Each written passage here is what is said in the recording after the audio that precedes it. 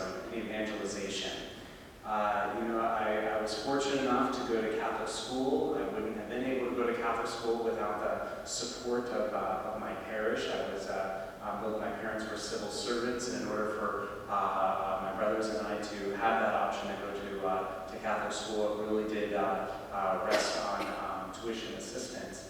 Because of that, my mom always felt we had a great duty to the church as well. So I was the only one of my brothers that decided to do altar serving, but we all joined in different ways in volunteering here at the church. My brothers are a little bit more public shy. I was more food motivated. If you had good behavior in Mass, you got the donut after Mass. And if I could get away from my brothers, I would have great behavior. And so that was the incentive to becoming an altar server in 3rd grade. I always got the donut. I can also remember the first time I served.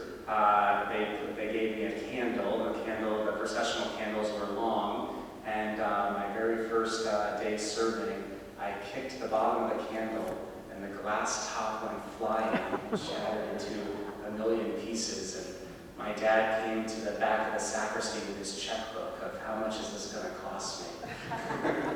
And the sacristan had this big old box and said, this happens all the time. We've got a ton of them. So it kind of saved my serving career very early on.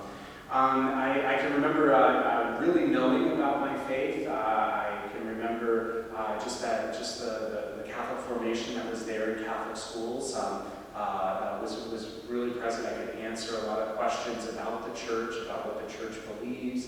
I could, my church in school, my home parish didn't have a school. I had to go to the neighboring parish for the school. But I can remember when they started bringing us to the holy hours on First Fridays, and we would spend age-appropriate time in there. I can remember at first thinking, what are we doing? And then I can eventually remember kind of having my favorite devotionals that I couldn't wait to get there to read, or just having that time alone with God, a great practice that instilled. I would say in my Catholic formation growing up, one thing that was really kind of missing was that liturgical formation. I was a server. I'd come to Mass all the time, but I was missing that. Why do we do what we do? And a lot of the spiritual language that comes with not only your personal spirituality, but also what happens here, that language of sign and symbol, what we do here. God is doing so much more underneath that, and being able to have that language in order to see that. And so I can remember after I went to public high school, but I still felt called to be involved in faith formation in my parish. And so I was a catechist aide for many years. And then I eventually went to college, and I also signed up at the parish there to be a catechist. I joined a catechism at noon class, which was very formative in my life. That would be at the co-cathedral. It would be people who worked up downtown in the capital, or a few students on campus, and maybe even a few faculty who would bring their lunch, because we were all on a lunch break or break between classes, and we would just read paragraph by paragraph the catechism. We had this amazing facilitator who led that group, who was a wealth of knowledge, who now teaches at the seminary in Des Moines, Iowa. So he was just a very knowledgeable man on the faith, and that really opened my eyes in particular to other facets of our faith that aren't normally shared. So you hear me a lot. I share about liturgical, like why do we do what we do, the seasons, where we're at, usually opening up the signs and gestures. And then I also really set the bar that it's very expected that you're praying on your own outside of church. And it's amazing for those who are kind of on that cusp or have left the church, if we can get them to just open up in prayer for just 10 minutes every day, all of a sudden the transformation that starts to lead them down. So that's always will permeate all my talks, and to have people start their prayer life, because if you can get that one spiritual discipline, just that real easy to fit in 10 minutes, for someone who's away from the church, that starts a radical journey of their life. So that's something that has come up in recent research. After while I was in college, I got to be a little honest. My first year in college, my first motive was not to go to church. I was learning how to live on my own. I had to find out where the Publix was, but to find out where Mass was not high on that list. And so it did take me a few months. I can remember that I went to the Catholic Student Union during the orientation week, when it's all fun and games and everybody's trying to recruit you for everything. And I had a really great time at the Catholic Student Union. It was one of the nights that they did chocolate poker. We played poker, and each of the little different chocolate candy bars was worth a different amount. I ended up sitting at this table, by God's divine providence, with this table where most of those guys ended up all becoming priests. So they were all upperclassmen, they were all leaders in the Catholic Student Union. If they didn't become priests, then they're still working in mission somewhere in the church. So that was my first invitation to the Catholic Student Union. And then so I was so impressed that I went for the next day's events, and I brought all these people from my dorm saying that, hey, this was a lot of fun, you should come to the Catholic Church. And the very next night's events was Jam for the Lamb, and I had never ever been to a praise and worship before. That was something that was really out of my spiritual and church experience. I can remember kind of slowly slipping out of that event, and I remember calling my mom that night. She would call me every night to check up on me the first for a couple weeks of college. But I remember telling her, "You're never going to believe what the Bible Belt did to these Catholics." And so it took me a little bit to start going to Sunday Masses, and once I did, it was you could get lost in the shuffle. It was an incredible experience. The early rising student Mass was at 11, and there were over 1,200 students there. It was quite a sight to see. And then the evening Mass, which was the not so early rising student Mass, would be the 5 o'clock Mass. And again, it would be a packed church with college students, 300 of whom would stay for ice cream after, and maybe even less than 100 would go out to dinner after that. We would mock whatever restaurant. They would all get real nervous whenever we showed up, but when the whole restaurant would quiet whenever we said grace. And the servers were just really impressed with just our presence and our courtesy and manners. So that was kind of my experience in college. While I was in the dorms my freshman year, there was a different campus ministry, one called the Navigators. It was a discipleship group, and it was one that originally was a military ministry, but after the GI Bill and World War II, they heavily became a collegiate ministry as well.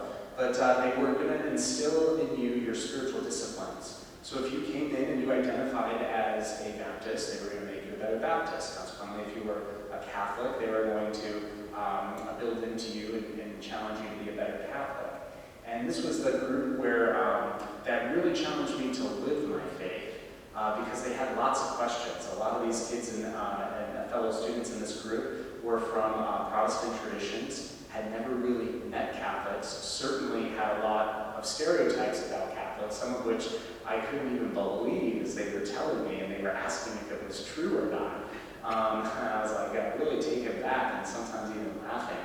But so that was a really neat experience. But whenever they would ask questions, I had enough of a Catholic background that I could give them a really intellectual answer.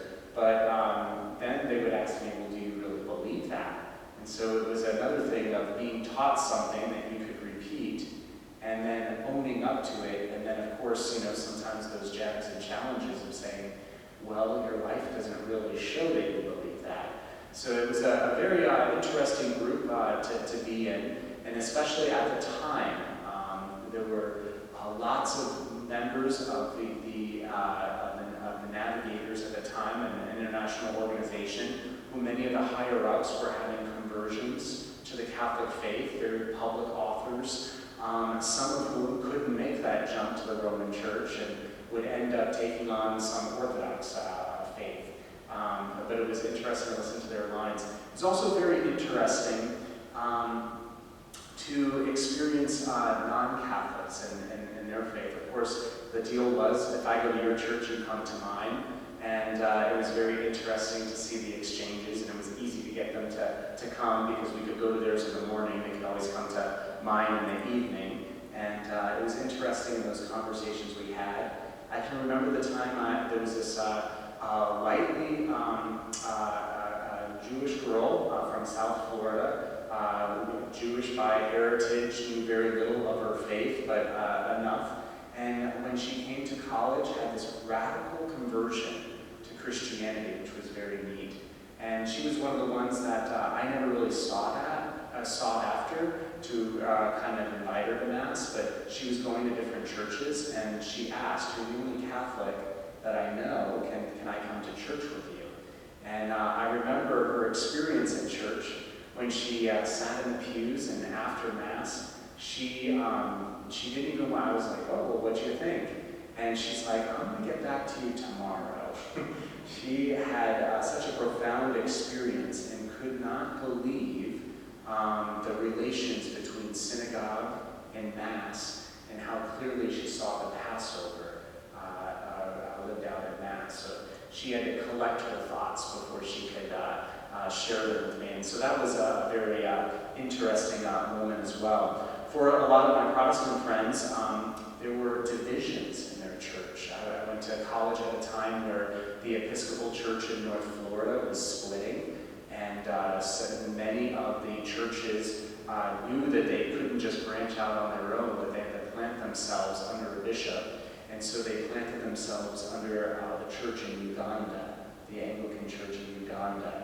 And so there was, the big church right by the state capitol of St. John's Episcopal. It's been there forever and for generations. And to see that church split tore apart the whole town. It was the talk of the town forever. And it was like a divorce court. They had to split assets. And of course, the Anglicans had the money and they wanted to buy the church, but on principle, they wouldn't sell to them. And so it was just this very interesting and tenuous moments, one in which the prudent bishop of Pensacola, Tallahassee knew, as much as we wanted a student center and as much as we wanted one across the street, don't buy the Episcopal Student Center. It'd just be bad blood and a bad taste for a very, very long time to come. And the same with other churches. They would be really built on the charisms of their pastor. And of course, when certain scandals would come, the church would and that's something I never really experienced or even really heard of. I mean, when we heard about it, it would be, 1049 and, 1520 would be the times that we would experience this, but they would experience it over and over. And I can remember some of the older mentors and missionaries who were the adults and who would talk about, we had a great thing going, and then all of a sudden this pastor changed, or this scandal broke, and then the church split, and then they say that we got this one going, and it was like, wow, that's a dynamic of church that I've just never really experienced, and I've never really heard of. What I wanted to share with you a little bit, so going on to seminary, I also in seminary, we do apostolic work. So that's, apart from your studies and theory, get out there and put it into practice. And you're supposed to get a diversity of things. Somehow I always got Catholic education and catechesis. It just always ended that way. So my very first year in seminary, I was teaching faith formation in a very diverse parish in Miami-Dade. The next year, I was teaching 7th grade religion at a Catholic school. And so got a little taste of what are they capable of when you have them every day and you've had them year after year. What's capable? What are they capable of? There were then I got moved to the major seminary in Boynton Beach for the master's degree program, And my very first year, I was put again at faith formation at a very diverse parish in West Palm Beach. And I was kind of a sub. I got thrown into all different age groups, so that kind of helped me realize, wow, the kids are different, really, at different ages. And then the next year, I was so excited because I was going to get something other than catechetical work. I was going to be a spiritual director at a major drug rehab facility that had actually a pretty high success rate. And I was so excited. And then the Monsignor, who was the liaison for that particular work, suffered a stroke. And so last minute, I got put at the parish next door to the seminary to do faith formation. So God called me back to faith formation. What was interesting there was that a lot of these kids came from either failing schools, or they had this like puffed up pride that they came from charter schools. But what was most interesting for me, and what was so different from all the other schools and faith formations I had taught at over all the years, is that the kids either knew they came from a failing school, which was a tremendous weight on them. They knew that they kind of had this disadvantage. You would never get a volunteer to read. Never would they ever want to answer a question. And then you had the kids from charter schools who could tell you what educational method they were using, but they didn't really have anything to build off of. They had great questions. For example, they had great questions on trying to synthesize when they're getting abstract thought and they're trying to make the interconnected connections with everything they're learning. So I tried to put a giant timeline on the wall, and the only thing that we could actually put on that timeline was Christopher Columbus, 1492. And so it was like, okay, well, if we don't have other things here, I can't really answer your questions. I can also remember that same group, they were asking a lot of world questions, and so I had them just take out a piece of paper and just to the best of your ability, draw a map of the world. And they couldn't even draw North America. It was just very striking. And so again, you have people who have this religious capacity who are trying to answer their questions. Of course, they have this arrested development in their faith, but I'm trying here. I'm trying to find things that we can build on, that we can answer these questions. So again, a real typical struggle. Moving on to my pastoral year, I was over here at St. Paul's. And I really had questions. All my theological reflections in my master's program at this point had been, what does the church envision for catechetical formation? Like, how are we supposed to evangelize and share the gospel? And you would think I'm at seminary with all these professors, and it was evident nobody had the answers. And so I kept on writing these theological questions, trying to find out, well, what is the church's vision? What's their game plan here? So I went to St. Paul's, and at St. Paul's I was really trying to test what works. I was teaching at St. Pete Catholic occasionally and getting into different groups there. I was teaching in middle school at St. Paul's School and working my way lower and lower. It was going well until I hit the 3rd grade, and then it didn't go so well in 2nd grade. And then by 1st grade I was like, oh, maybe this just isn't my age group. And so I never went to the kindergarten or the EC4 or the EC3. And at St. Paul's, they take kids at 6 months old in the nursery all the way through. So a tremendous amount of kids. And I can remember on the playground, there was a child who was asking, oh, who is that? At the time I was a seminarian. So that's Mr. Curtis. And he's a seminarian. And I can remember the little kid saying, well, he doesn't come to our class. So it really put me like, what do you do with little kids? So I searched and through some internet searches, I kind of found this catechesis of the Good Shepherd. They didn't quite know what it was, but I decided to find out more, and lo and behold, it was right down the street at St. Joseph's on the south side of St. Petersburg. And so I gave a phone call over there and asked, could I come see this catechesis of the Good Shepherd? I'm trying to figure out what works. I'm trying to work with younger kids. So I can remember they said, sure, come on down, we're going to go for a tour. So I go to the old rectory. It has the offices on the first floor, and all the old bedrooms on the upstairs had been made into what are called atriums. They're rooms that are prepared for children in a special way so that they can encounter God appropriate to their age level, very Montessori in their method, in fact, founded by Maria Montessori. So I remember I went into this room, and I'm looking at all these materials that the kids work with. I could see this little altar and tabernacle. I could see this table with the Good Shepherd. I could see a liturgical calendar puzzle. I could see all the infancy narratives. I saw a model city of Jerusalem. And I said, wow, what grade do you do this? And she says, 3. I said, you do all this with 3rd grade? She says, oh, no, this is the 3-year-old room. So I was really taken back. I ended up becoming a student. I said, can you teach me how to use some of these materials? So I began to borrow some of those materials and go into the classrooms. Of course, a different method. In a classroom, you're the sage on the stage, you're the one presenting. In Montessori, you're the guide on the side. You're right there with the child, more on an individual level, and you're teaching them how to work with it so that they can work and contemplate with it on their own. So, of course, in the classrooms, these works were designed for attraction to kids and that they would want to touch it and move it and contemplate with it.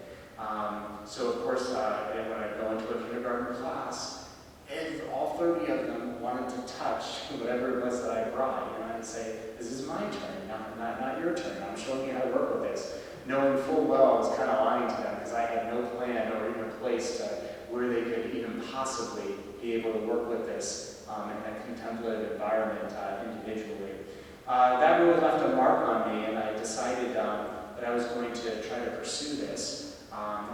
So a priest friend of mine saw how much of this made a difference, and I said, well, I've got to go to the vocation director and ask for permission to go to a training and this and that. So he took the leap, and he bought my plane tickets and paid my registration. He said, you just go ahead and tell the vocation director it's my fault. So I was like, okay.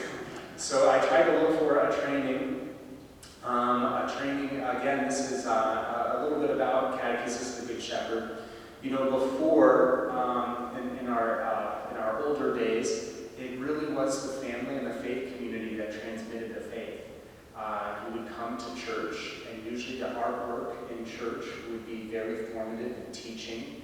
People would come to church more than just for Mass. They would come usually for liturgy of the hours. They would hear the bell tolls, and they would come and sing the psalms. And a lot of times the priest would take kids around, or the nuns or parents would instill all the mysteries of our faith around.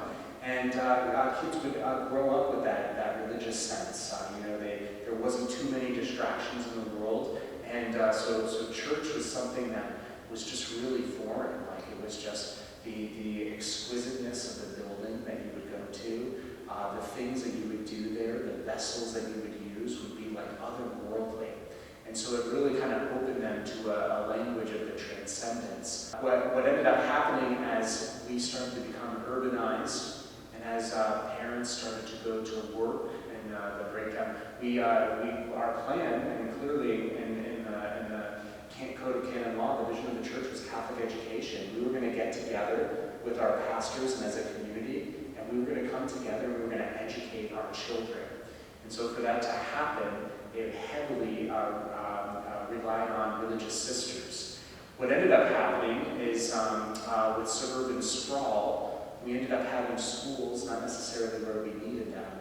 And so the cost and the cumbersomeness of Catholic education, the cost really became prohibitive. And then we can see in the 70s and 80s where the majority of Catholics are not going to Catholic school. And the church didn't really have a game plan. And in 1983, with the new code, after a whole chapter on Catholic education, there's one little line that says, when this is not possible, other suitable means can be pursued. And so what we ended up with was a religion book program. So the thing that you were missing in other schools was just religion. And originally it was going to be the ministry of professional teachers and nuns who were going to be administrating a curriculum in an educational environment. And that never happened either.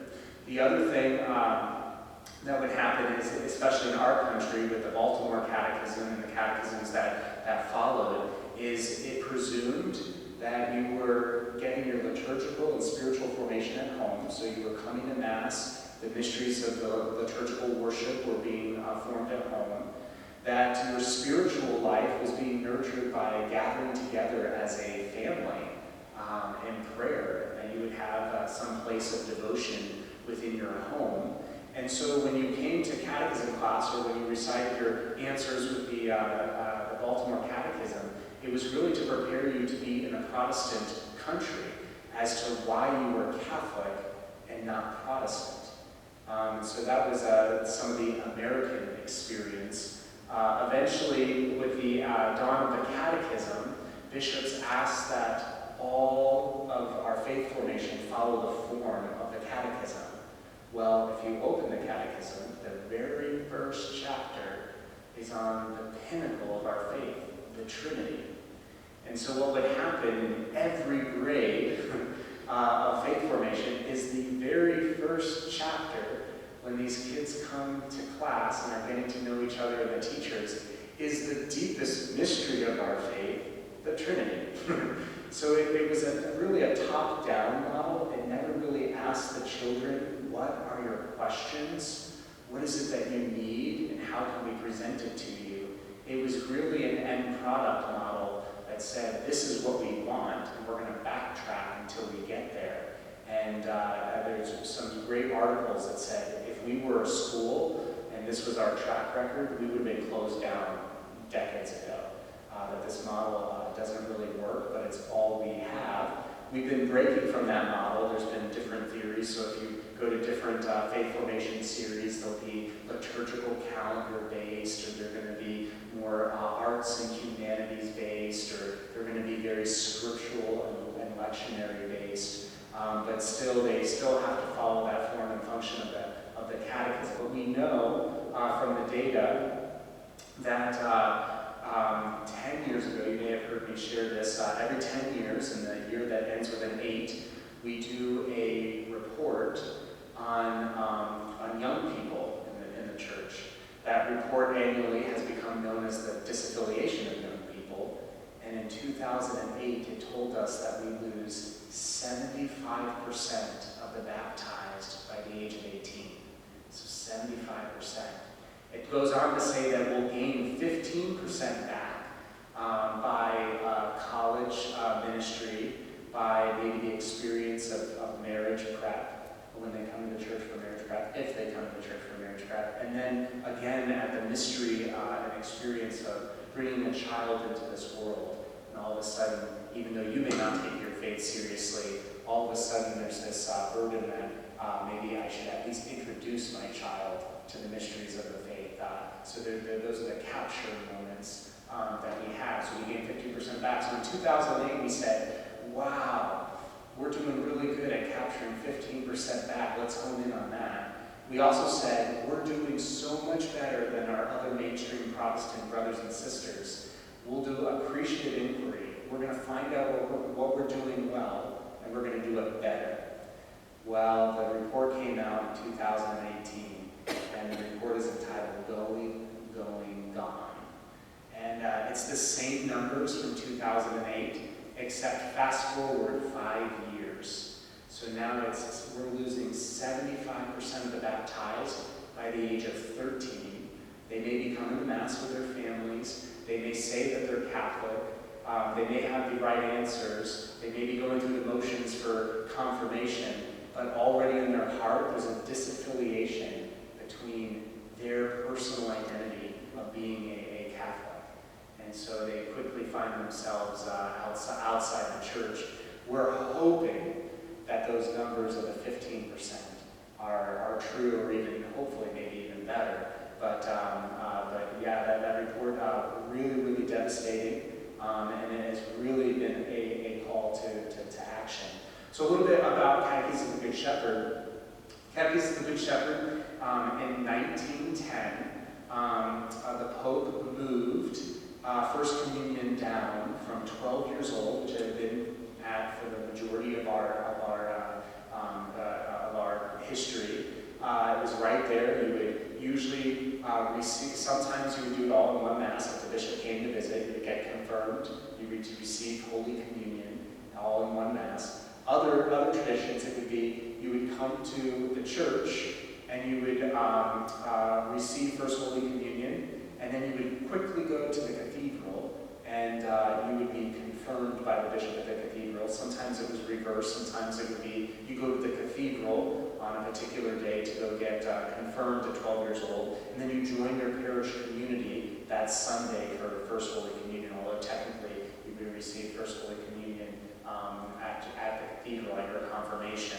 So there are little differences, but it was always 12 years old, a real fixed point, because that's usually the age where our identity has really formed, and we're starting to get into adolescence, so the concrete starts to get hard. There's certain periods of time where it softens up a little bit and we can become formative again, but usually during adolescence, we become harder, more of a critical judge, and less likely to put things. There are a few, like I said, spots where that concrete softens a little bit.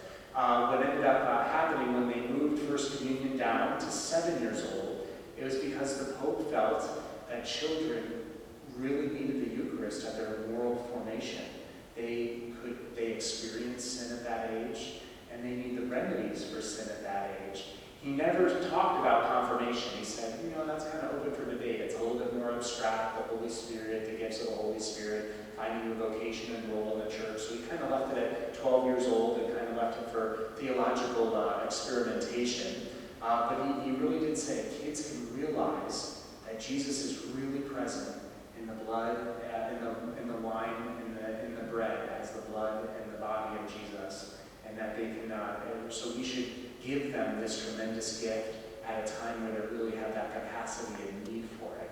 So all of a sudden, that kind of blew the doors open on the church, and it's like, how are we going to form 7-year-olds to receive First Holy Communion? And at that time, Dr. Maria Montessori was experimenting with her educational model, and she was really a medical doctor, and today we would call her a STEM teacher: science, technology, engineering, and math. She was Catholic by practice, but really didn't have that theological formation. She was spiritual, was going to church, but she didn't have that kind of learnedness that she felt to take on the task. But there's only so many times you can say no to the Pope before you start to follow that invitation. She ended up working throughout, up until the Spanish Civil War. She ended up working in Barcelona, in what would become the Barcelona experiment. She had tremendous success, but again, she was kind of ill-formed on her faith and on the theological aspects. So the Spanish Civil War started, so she decided to move to India. That's when her relationship with Eleanor Roosevelt kind of dissolved. Her and Eleanor Roosevelt were well on their way to transitioning all of American education to Montessori. And what would end up happening is with the GI Bill after the World War, we would end up getting a lot of those soldiers to come back to the classroom. It was a very militarized model that which we're only starting to break from or question within the last couple decades. But Maria Montessori would then be an Italian national in a British colony during World War II. So she was really isolated in her work there. After World War II, close to her deathbed, Gianna Gobbi would take on her mantle, and Gianna Gobbi, a tremendous woman filled with the faith, and they met this woman called Sophia Cavalletti. Sophia Cavalletti has an interesting history. Her uncle is Pope Pius XII. She's of Italian royalty, and in the 1950s, she had a degree, a doctorate degree in Hebrew Scripture. There really wasn't a place for her in the church, but she found Maria Montessori before her death and Gianna Gobbi, and their minds together, once they had that theological depth, just kind of exploded into this creativity. Sophia Cavalletti would entertain all the theologians of Vatican II in her home while they were in Rome, and she just has this tremendous correspondence. So she's taking the themes of the council, particularly the formation of RCIA, and she's integrating them into this work with children. She would open up her apartment in Rome to be the children's home. So she would take on these children at such a young age, and she would have all these materials, and she would observe the child as to what was speaking to them. They had closets of materials that they thought were theologically brilliant, very creative, but the children had no interest in. So they would just kind of say, okay, well, that's more for us and not for them. And so what they ended up getting to by the end of the 60s, the early 70s, was something that really spoke to children for a number of years, and the work started to spread. It would really spread throughout India, particularly in Mexico, and now throughout Latin America. It is slow to grow in this country because we in this country have this utilitarianism in us. We want to turn to publishers and say, sell us something to fix our problems. And so this problem really isn't going to be fixed that way. It's really going to be fixed by forming the heart of a catechist. So my own story, this priest paid for my plane ticket and my training, and I ended up staying with the Salesians in Orange in New Jersey, and going to an Episcopal parish in Summit, New Jersey, who was doing the training. I couldn't do one Saturday a month for 10 months. I had to look for trainings that were 1 week one summer and 1 week the next summer. So I would kind of study up, and I went back to seminary that year, preparing to be a deacon. I was put at a very poor parish in Palm Beach that was experiencing tremendous growth because that neighborhood used to be mostly octogenarians, and with the housing crisis, they couldn't sell a lot of their houses and condos in these 55 and up communities. So many of these residential communities decided to change their charters and take away their 55 and up. And all of a sudden, it became the affordable housing in Palm Beach. And now, overnight, we went from about 30 kids in faith formation to almost 130 kids in faith formation. And the diversity was amazing. Haitian and Vietnamese and Puerto Rican and Dominican. And it was like across the board. It was like, well, there's no way we're going to do a Haitian formation and a Latino formation and a Vietnamese. We got to find something. So they wanted to switch to this Catechism of the Good Shepherd, and it was like, what? This is what I was just trained in. It was just kind of lined up, and they needed that help. So I helped them, and then I went back the next summer for my second week of training for that level 1, and then I started training for level 2. But in order to start training for level 2, again, I couldn't do one Saturday a month for 10 months. I had to look for a parish that would have it all together. I ended up at an Antiochian Orthodox church and community in Anchorage, Alaska. And so I ended up, again, this is our program of the Roman Rite. Everybody is trained in the Roman Rite. But all these other churches are seeing the tremendous value in it. And most surprisingly, in Anchorage, one of the stories I loved was, in the church we say, send missionaries to the ends of the world. Well, Alaska claims that they met in the 1850s in Alaska. So the Orthodox sent their missionaries east, and the Western Church sent their missionaries west, and they started to meet in those communities in Alaska in the 1850s. So now you have the Orthodox and the Roman Church both training and learning this method together, and both respectful in their tradition. So it was quite an experience. The Antiochian Orthodox Church that I was staying at used to be a convent for the Most Precious Blood Sisters, and I didn't get to stay in the Thomas Merton room, but I got to stay next door to it, where he stayed before entering the monastery. He did a trip to Alaska. So then I went to my home parish, because they were the only ones who were willing to take me in for a summer as a deacon, because I was going to Summit, New Jersey, I was going to Anchorage, Alaska, and I needed a summer assignment. And it was there that the DRE, the Director of Religious Education at the time, she got her dream job, the job she had applied to before. She became campus ministry at a high school. And so all of a sudden, we had an empty DRE position. We had a pastor who was turning 75 and had been talking the last 5 years that I am retiring. So everybody knew what was coming. And then but we didn't know who was coming there. So what we decided to do was gather all the catechists, and we said, could we float the boat? We'll hire somebody to kind of take the, open and close the building and take the registrations, but can we just hold the boat steady until we get a new pastor? We can do a proper search for a faith formation director. And it was there in those discussions that they came up with, is there anything else out there? Like, the kids aren't happy. We're not really fulfilled in this work. What else is out there?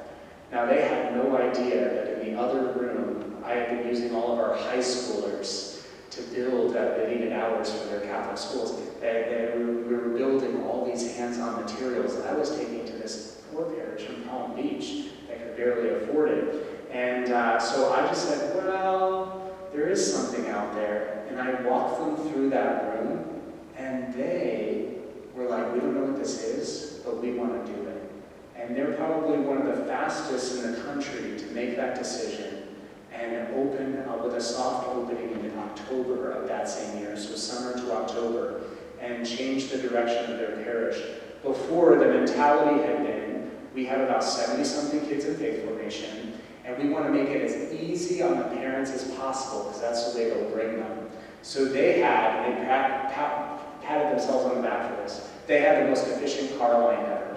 If I ever had to design a car line, it would be after their parish. What ended up happening was the first year, it was a soft opening, and we were serving kids that we had never served before. We didn't want to take them really till first grade. We only took kindergartners if they already had brothers and sisters in the program. But we wanted to start with 3s and 4s. We wanted to move down even further. And so we started serving a group that had never been served in the parish, and the kids loved it. And all the other kids would walk by that room, and they're like, what are they doing? We want to do that. And so the very next year, they got very ambitious. Parents really were like, I want my kid to stay with this. And so for the next phase of their development, they need to move from a level 1, falling in love with God, to the moral formation and sacramental prep of level 2, which is a different environment, different materials for that age group. And so we had to ask parents, like, if you really like this, then you've got to take the training, because we need those who have taken the training to start the training so that they can move up with the kids when they're ready. And a tremendous response. And so within 2 years, they had all of under 3rd grade would be Catechism of the Good Shepherd. And they went from 70-something kids in faith formation to 178 kids. Word of mouth spread. And one of the amazing feats was they had to stop car line because we had to tell parents, no, you have to park and come in here and try to get your kid out of this room. Because the kids had fallen in love, and they were even teaching their parents. One parent in particular was at Utah. He's like, what are you doing to my kid that he's dragging me to church on the weekend? I'm thinking, that's great. And other parents were like, yeah, we picked up our kid and we asked them how it was. And it used to just be, oh, it was good, it was okay. Now it was, the kids just couldn't stop talking about it. They would go home, sing the songs, they would make those connections in Mass, and parents were just really impressed. And it got to the point where we had to have a waiting list. We had to take kids from our parish first before we opened it to others. And then one of the amazing things, if you've ever worked at faith formation, it usually has a very, very, very low attendance rate. It's very rare you get a really good attendance rate of even 70% or over. In the course of 15 weeks, 178 students, we had just over 40 absences. It's unheard of. So the reason why I share that today is because one of the things here at this parish is, if it's right for this parish, it's a population we're not serving is our youngest ones. Our studies, even the Going report, tell us that we need to start earlier and earlier, feeding them that spiritual language, that they have a direct connection with God, because the realities of sin haven't set in yet. But what they need from us is a language and metaphor to understand that relationship and deepen it. And then what we move to is once a child falls in love with God, and then it comes to their next stage of development, their moral and social formation, they start to build a morality that's based on a relationship, not a rules-based morality. Now we'll get to the Ten Commandments, but first we want to go right after the depth of our faith of the sayings and teachings of Jesus, which goes so much further than the Ten Commandments. Well, one of the challenges since I've come here is there's like an all-call for catechists across the board. I don't have enough catechists to run the current program that we have for K through 8. I could use some more core team, which usually are young adults on Monday nights, because I certainly pull the numbers. We pull the numbers, and this parish has had a history of tremendously making a sacrifice. Having a full-time position and even a part-time support position for that is unheard of a parish of this size, but something that has been at the forefront of this parish's mission for many, many years. That's a really great sign, a really great thing that we can really say is one of our charisms. But we pull the kids on Mondays. I don't always have enough adults. We just barely make the safe environment requirement. But looking for those young adults or college students or young professionals or even newlyweds to come and just for it's 6:30 to 8 o'clock on Monday nights. Come and play some games with middle schoolers, and then just kind of hone it in for a small talk in group at smaller groups at the end. We have a tremendous high school. I know high school ministry. I know some of you help, and I know Celeste particularly feeds them. But that's a longer group, and because of the Mass, we want kids to eat, so we feed them after Mass. And we feed them, they'll come, and they do. And they come, and again, it's not usually with high schoolers, it's not usually consistent attendance, but we have to pull enough numbers to actually, for high schoolers to know that they always have a place to go, and a place that is there when they need it, but knowing that the demands on them are not going to be, it's not going to be available, that they're not going to be available to come every week. So that's kind of important. And so finding those people who want to walk with the high schoolers as they have a place to kind of share their ups and downs, their highs and lows of the week, and also get a little bit of a jolt and sometimes even a prayer time. Just we do sometimes, usually once a month, a little time of adoration or praise and worship where we can set them up for the graces of everything that's put on them during that week. If you don't have a middle school ministry in a parish, you certainly will not have a high school ministry. So the middle school ministry is really, really important. But there's a deficit in catechists, especially right now. It's all on our faith formation director, Lynn, who does a tremendous job.